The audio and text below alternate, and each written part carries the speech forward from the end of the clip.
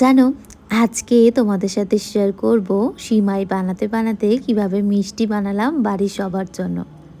বুধবার দিনকে আমার বাড়িতে কিছু কাজ ছিল, তাই ডিসাইডই ছিল সকাল সকাল ওই বাড়ি যাব।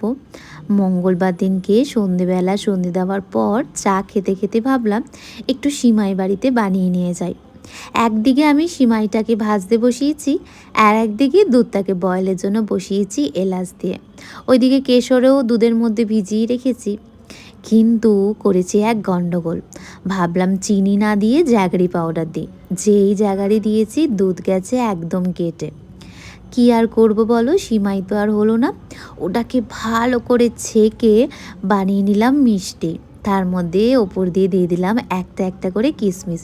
ব্যাস ফ্রিজে রেখে দিলাম। বাড়িতে গিয়ে সবাইকে সেটা খাইয়েওছিলাম। সেইটা তোমাদের সাথে পরের পার্টে শেয়ার করব। আজ আসি, ভালো থেকো তোমরা।